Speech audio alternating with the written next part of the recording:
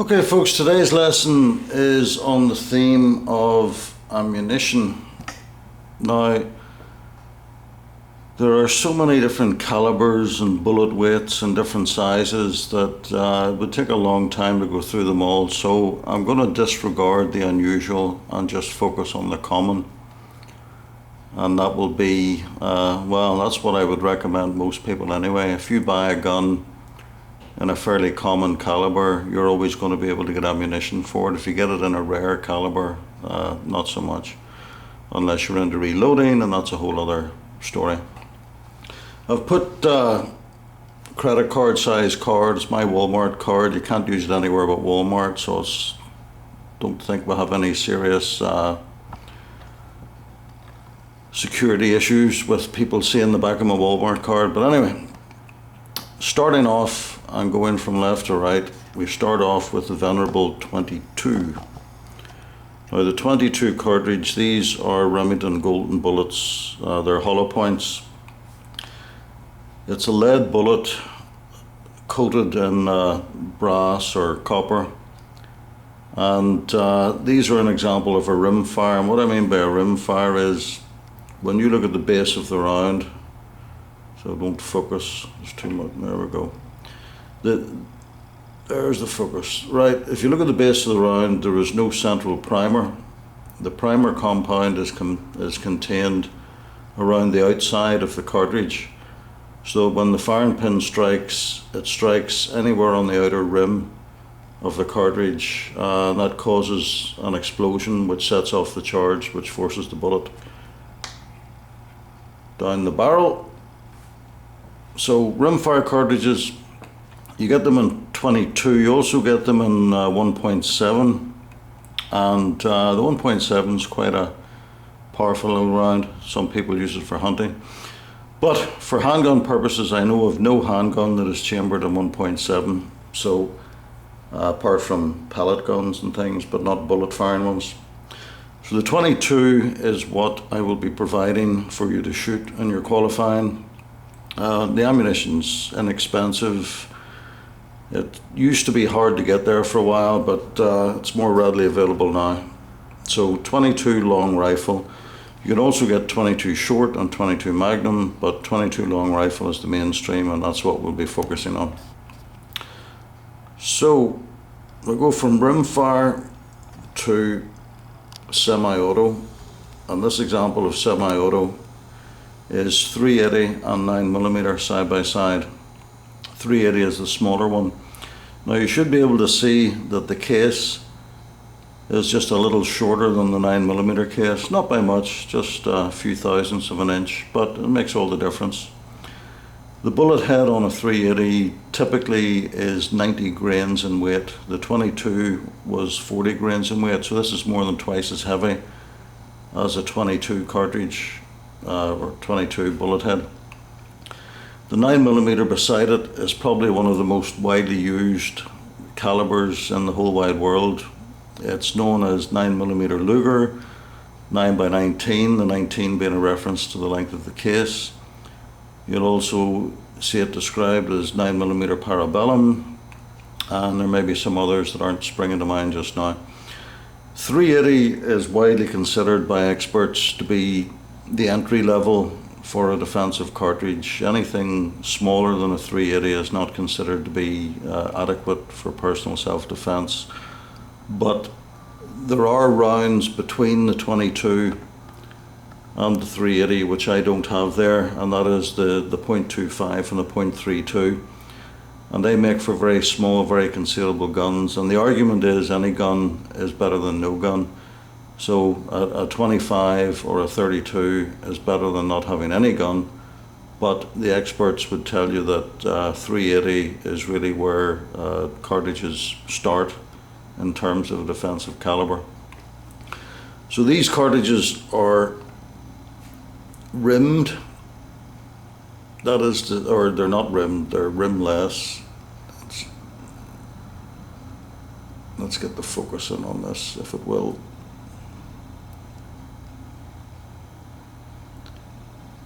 No, doesn't want to do it. Well, there we go.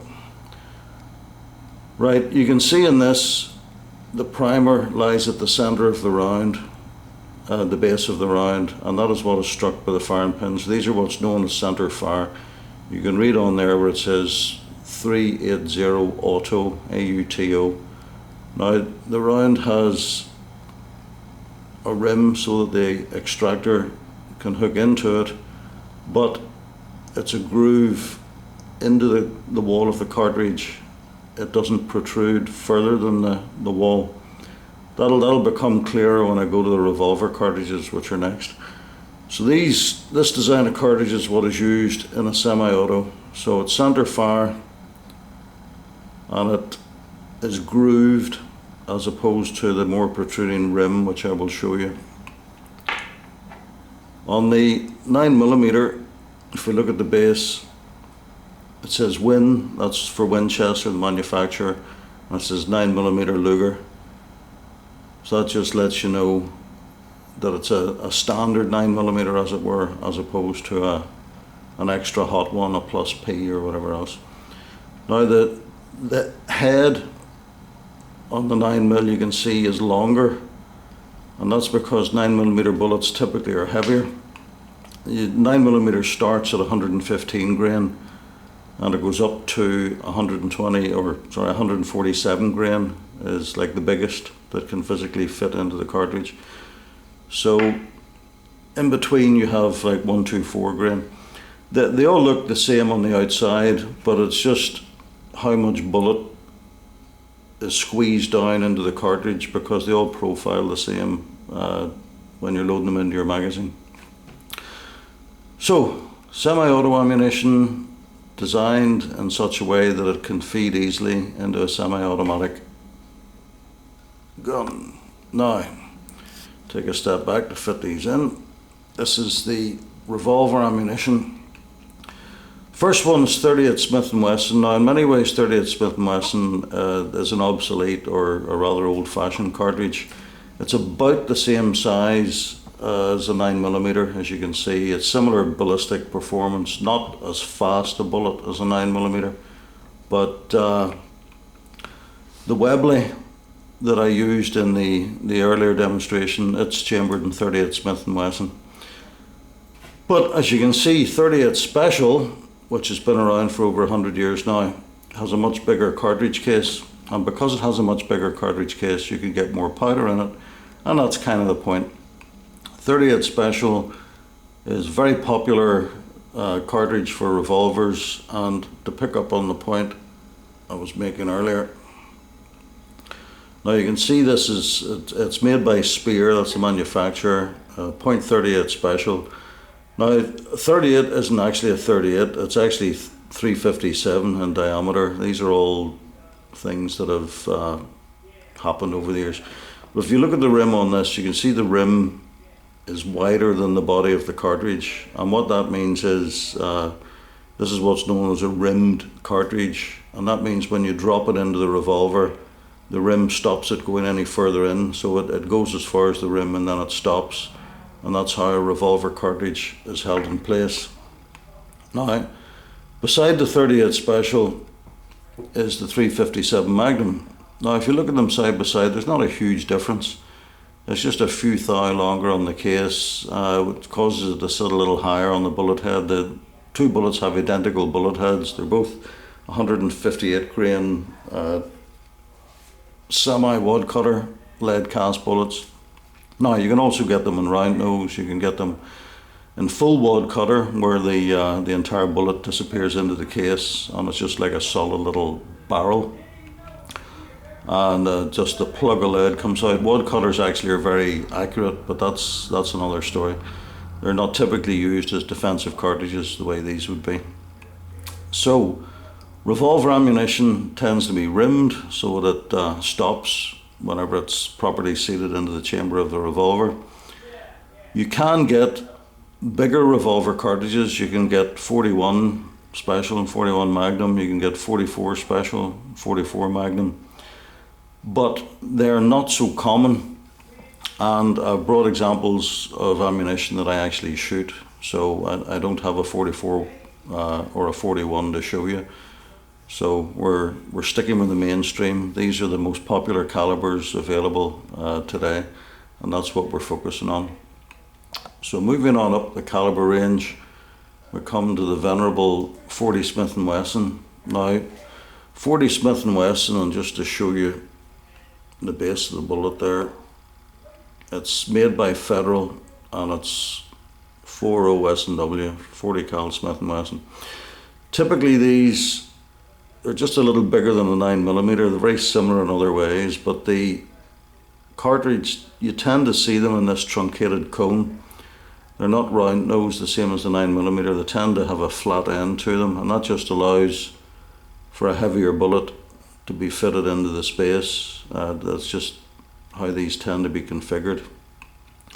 So the 40 cal arguably is the, I call it the Goldilocks cartridge.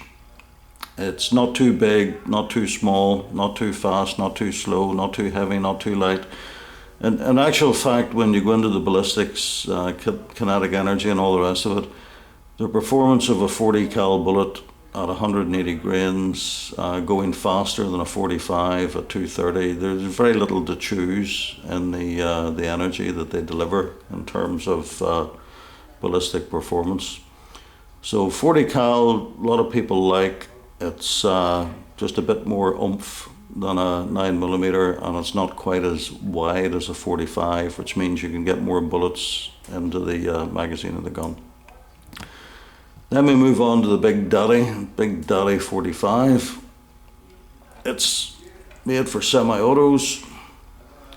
So you can see it's center fire. This particular one, the cartridge is made by Speer, and it's 45 auto. So the 45, generally you see them in round nose because a 1911 works better with a round nose bullet. I personally had experience of loading semi-wad cutters in a 1911, and I got a lot of stoppages. They did not work as well as round nose bullets. So I just stuck with round nose after that because the semi-wad cutter cut you a nice neat hole in a paper target, but if you get a stoppage in a competition, that just kills your time, and that's no good at all. So 45 would be typically considered the upper end of a concealed carry or an everyday gun. When you go above that to the likes of 50 A&E or the 500 Smith & Wesson revolver cartridge, the gun has to be so heavy to handle the recoil and the power of the cartridge that it's just ridiculous. But you can get 45s in fairly compact sizes, as small as a 9mm or as small as a 40, and you're getting a lot of ballistic performance in a fairly small package. So just to make that point, that's the actual ammunition, and we're focusing just on those rounds from 22 up to 45. Just to try and make a few of the points additionally, we're going to look at the whiteboard here. On the whiteboard, sort of put a few of the key points. The weight starts at 40 grains for a 22, and it goes up to 230 grains for the 45. 45 ACP has the heaviest mainstream bullet. Now you can also get 45s in 180 grain and 200 grain. Anything more than a 45 is crazy town, has just more power than any normal person should need. And approved defensive calibers run from 380 through 9mm, 38 Special, 357, 40, 41, 44, which are not so common, the revolver cartridges, and there are other cartridges that fit in there, 357 SIG and 10mm. But again, these are expensive and they're not so much the mainstream, they're more a minority thing. And that's the formula for those who have a bent towards the laws of physics. Kinetic energy, KE, equals m, which is mass, times velocity squared over 2.